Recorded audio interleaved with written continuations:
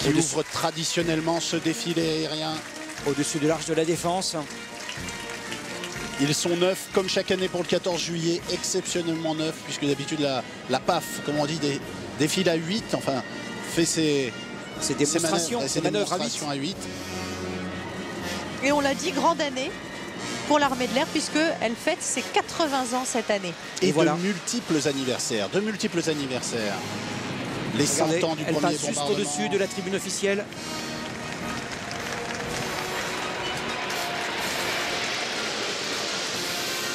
Avec ce bruit assourdissant des Alpha Jets. Et le tonnerre d'applaudissements. Ces deux bruits si caractéristiques du 14 juillet, les applaudissements. Et cette image incroyable filmée du sommet de la Tour Eiffel. Et regardez ce panache qui se répand au-dessus de Paris. C'est leur toute dernière mission, les Mirages F1, après 40 ans de service. Ça aussi, c'est un anniversaire, leur adieu aux armes dans le ciel de Paris. Leur tout dernier vol. Voilà de retour sur les Champs-Élysées avec des défilants très particuliers, presque aussi disciplinés que leur maître, les chiens du 132e régiment cynophile. Et je vous demande de regarder attentivement ces chiens puisqu'ils sont décorés au même titre que leur maître. Alors ce qu'il faut savoir, c'est que la collaboration entre les chiens et l'armée remonte à 100 ans tout juste, à cette Première Guerre mondiale. Au début, l'état-major n'était pas tout à fait convaincu et puis finalement, les chiens ont pris une grande part dans les tranchées. C'est eux qui allaient chercher les blessés dans ce fameux no man's land entre ces tranchées où personne ne se risquait. Ce sont eux aussi parfois qui ont tiré de l'armement. Ces chiens qui ont donc maintenant une vraie place dans l'armée française. 500 chiens. Alors à l'époque, ils étaient aussi patrouilleurs. C'est effectivement ce que font aussi leurs successeurs ici derrière moi. Ce qui a changé en revanche, c'est que ces chiens aujourd'hui sont formés à détecter des armements, sont formés à détecter des explosifs. C'est le cas de votre chien. Bonjour caporal-chef Rodolphe Renou. Vous avez été décoré en Afghanistan et ce qu'on peut dire, c'est que sur le terrain, l'homme et l'animal ne font qu'un. Expliquez-nous comment vous communiquez et pourquoi la complicité entre vous et votre chien est essentielle à la fiabilité. Et Dieu sait si derrière il y a évidemment des vies humaines, à la fiabilité de la mission. Oui, tout à fait, c'est un relationnel avec le chien qui est indispensable pour savoir les réactions qu'il peut avoir dans toutes les situations qu'il peut rencontrer sur le terrain. Comment vous décryptez, comment vous savez qu'il a trouvé quelque chose? C'est vraiment une relation entre l'homme et le chien en fonction de l'animal. Et pour, comme on dit, savoir la lecture du chien.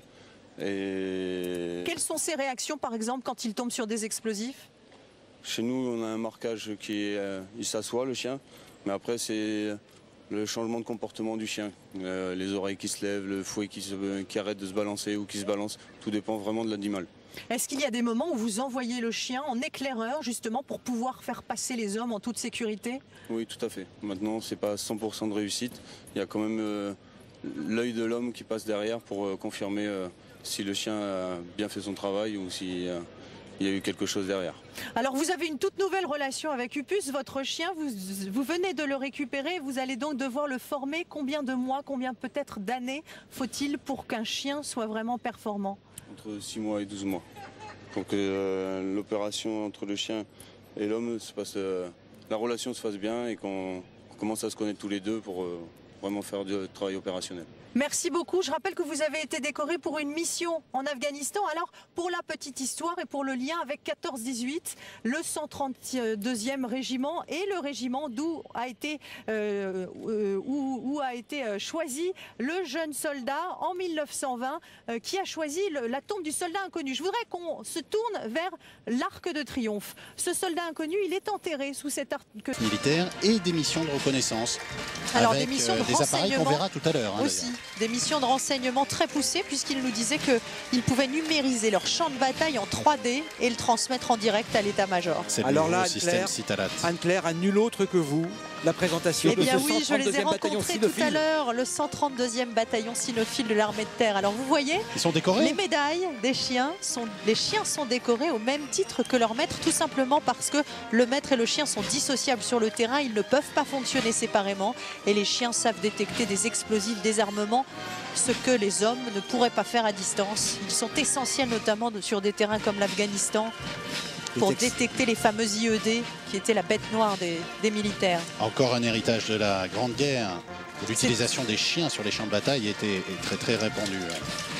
Alors à l'époque ils allaient chercher les blessés, aujourd'hui ils ont des missions beaucoup plus... des missions de patrouille, des missions d'attaque, des missions de détection. Et il y a 500 chiens dans l'armée française. Et ils sont très applaudis. Très applaudis. Et c'est aussi pour la petite histoire du 132e régiment qui est l'héritier d'un régiment de la Première Guerre mondiale qui est issu, le jeune soldat qui avait choisi le soldat inconnu dont on a parlé tout à l'heure. Le ministre des Finances et le gestionnaire en chef. Absolument. Et à ce titre, effectivement, il a eu à concevoir ses besoins, ses budgets, ses besoins de financement de l'armée pour les 6 ans qui viennent. Puisque c'est par tranche de 6 ans. Entretien avec le président de la République de très importantes réductions d'effectifs dans l'armée. Alors, la voiture du président de la République. Plan aérien, entre guillemets, qui nous a permis de bloc de garde républicain devant la voiture présidentielle, un autre à l'arrière, on l'aperçoit là. Les 2 VLR1 sont enchâssés, encagés, comme on dit, à l'intérieur. Ils sont flanc-gardés. Ils sont flanc-gardés de ces 2 colonnes de chevaux de part et d'autre de la voiture présidentielle. Eh bien, ce sont les flancs-gardes qui ont pour mission d'ailleurs de resserrer les rangs autour du président en cas de problème. Et alors, il y a effectivement un rang de cavaliers entre le public. Va changer de nom, on en reparlera sans doute. C'est une nouvelle opération qui est engagée à partir de maintenant, l'opération Barkhane. Et le président devrait d'ailleurs se rendre à la fin de la semaine, je crois que c'est jeudi, vendredi, samedi, pour une tournée africaine. Tout à fait. En Côte d'Ivoire, au Niger et au Tchad. Le Tchad qui devrait être le centre opérationnel de cette opération antiterroriste régionale qui va durer des mois. C'est une annonce qui a été faite il y a très peu de temps. Hier, alors on savait depuis quelques mois que le dispositif Serval allait être élargi, reconfiguré à l'échelle du Sahel, à l'échelle